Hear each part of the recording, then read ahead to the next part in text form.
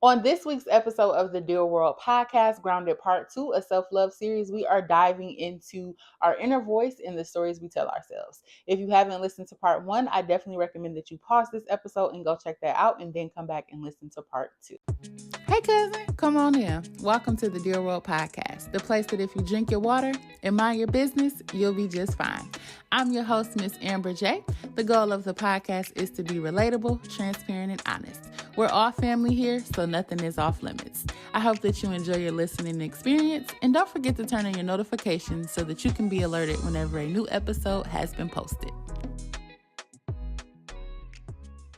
What's going on, family? Welcome to another episode of the Dear World podcast. You already know who it is. It's your girl, Amber J. Y'all, this is my second week being consistent. I have decided to change the schedule of the podcast to be released on Mondays at 6 p.m. That holds me accountable. Y'all know I struggle with being disciplined and doing things that I don't really want to do, but this is making me stay consistent. It's making me be disciplined. So we're gonna stick to the little schedule like that. What has been going on since the last episode? I tell you what I did do. I made my first t-shirt. This is not the first one, but this is one that I made myself. It's actually a crew neck. Yeah. Drink your water, mind your business. Shout out to my man. He helps me. He put my heat press together. He told me how it works, how to turn it on, how to turn it off. I didn't have to do nothing but press the button. And I appreciate that so much because he knows how my brain works and I don't like reading instructions. And I just need to straight to the point. That's how my brain, it computes the information that needs to be done and all the excess details. I don't need them. But which is crazy because I will tell some long ass stories and I expect folks to listen. But when people tell me long ass stories, I'm like, get to the point. I don't need a lot of the descriptive details and whatnot. I need to do better. I need to practice my active listening skills. But it's not even that I'm not actively listening. I don't know. We're gonna come back to that because I don't have any excuse. But anyway, this is what is wrong with me? Why am I like this? This is the crew neck that I made. Shirts are gonna be available soon. I just really have to narrow down my technique and figure out the placement of the decal, because the one my boyfriend has, I think his is shifted a little too far to the armpit, and then the logo on the back is too far off center. So I told him he can't wear it anymore, but whatever. So we are learning, but I am definitely getting into the business of creating shirts. I have been talking about making shirts for the longest of time, but here we are. Outside of making my first t-shirts and crew neck, nothing much has been going on. I am truly just trying to be consistent with being a content creator. It's a full-time job. People like, oh, post 3 times a day and do this and do that and do this and do that, baby. What? So I am trying to just get into the habit of understanding that everything is content and to remain consistent, because it's easy to get discouraged when you are doing all of the things and you're still not seeing yourself grow or you're still not seeing your numbers increase. You really just have to stay consistent. So that's where I'm at. But anyway, let's dive into today's episode. We are doing Grounded Part 2 of the Self-Love series. Today we are going to be talking about our inner voice and the stories that we tell ourselves. Family, what is the voice inside of our head? We all have that inner voice, the one that is encouraging, narrating, questioning, and judging. It's like a radio station that is constantly playing in the background. For some of us, the voice in our head is a cheerleader. It's encouraging. It's reminding of us how great we are and how loved we are and how capable we are. For others, the voice in our head is a negative reminder. You're not good enough. You're not going to make it. You're ugly. You're too this. You're too that. If that sounds familiar, know that you are not alone. Our inner voice didn't just show up one day. So where did it come from? The inner voice comes from us internalizing messages over time. They are messages that we start to believe and in turn start to tell ourselves whether other people are around us or not.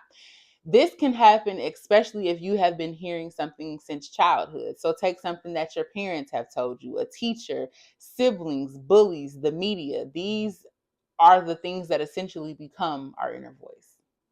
So just a little side note to give context. My nephew, he is currently 4 years old. Since he was a child, I said since he was a child, he's still a child. But since he was a baby, I have always told him, you are so smart. You can do anything that you put your mind to. You are capable, because I want to help him develop a positive inner voice that always reminds him he is capable, he can do hard things, etc. So I think that is how we help others develop that cheerleader voice. If you are constantly surrounded by people that are reminding you of your mistakes or things that you haven't done well or whatever, you are going to start internalizing those things. Versus if you are around people that are constantly pouring positivity into you, reminding you of how great you are or intelligent you are or capable you are, you will start to internalize those messages. So while self-love pertains to a lot of the things, that we do for ourselves, but it also is a part of our environment. What are we putting ourselves into? Are we surrounded by people who are filling our cup, or are we surrounded by people who are draining us? Those things matter when we think about the inner voice and the stuff that we are internalizing. And this is even as adults. You can change the way you think about yourself, the way you love yourself, contingent upon what you are around and what you are filling your cup with. And I think that's why self awareness is so important, because negative self talk is sneaky. It will have you believing that something is true that it isn't. Again, these things are messages that we start to internalize. So, for example, I have to stop myself from frequently saying that I'm stupid when I make mistakes or when I don't understand something, because that is a message that I will start to internalize and I will start to believe that it is true. When meanwhile, I know that I am a very intelligent person and I am capable of problem solving and figuring out difficult things. The more we repeat thoughts, whether they are negative or positive, they start to take root. That's why it's so important to, again, be self-aware of the things that you are telling yourself and the things that you are listening to other people say. That goes back to, are you surrounded by people that are filling your cup, or are you surrounded by people that are draining your cup? Because you are internalizing the messages that you hear around you, and you start to tell yourself those same things. So, for example, if you are in a relationship with somebody that's constantly saying you're stupid, what's going to happen? You are going to start internalizing that message and believe that you are stupid, whether they are around you or not. Then you're going to have to unlearn that, because remember in episode 1, we talked about unlearning things. But let's say, for example, you are with someone who is reminding you, you are so intelligent, you are capable, you can do all things through Christ who strengthens you. Somebody who is reminding you of things like that, you're going to start to internalize that message and you're going to be on fire, baby, because they have planted that seed in you and you have internalized the message, and you're going to start to tell yourself those same things. I am capable. God got my back, so I can do it all. You see what I'm saying? So again, be mindful. Are we around people that are filling our cup, or are we around people that are draining us? I just want to remind you that your words can either help or hinder somebody else's self-love journey. So please be mindful of the things that you speak over others. Y'all, I really got to get in the habit of not repeating myself, because sometimes I will say the same thing over and over, but I just take that as I'm driving my point and I want y'all to understand it. But I can, stop repeating myself so much. That's something I'm going to work on. See, self-awareness. I see how that works. But I didn't say it to myself in a negative way. It's just something I am being mindful of that I'm going to work on. See how that works? See how that works? How you talk to yourself matters. It's that inner voice. And I can sit here and say that my inner voice might be judging myself, and y'all might not have a problem. I might not sound like I'm repeating myself. But it's all a matter of how you view yourself, how you love yourself. That's why I said it with love. Hey, I need to work on that, instead of saying, girl, you talk too much and you need to shut up. You see the difference? Let's go over 3 techniques you can use to reframe your inner dialogue. 1, catch it and question it. When you notice a negative thought, pause and ask yourself, is this true? And then the second question, is this something that I would say to someone that I love? For example, I always fail. Is that true? Or is it just something that has happened in this situation in this moment? Sometimes we will take one isolated incidents and turn it into, that's the narrative for our whole life. You got to catch the negative self-talk and question it. 2, flip the script. Rewrite the negative thought into something kinder and more balanced.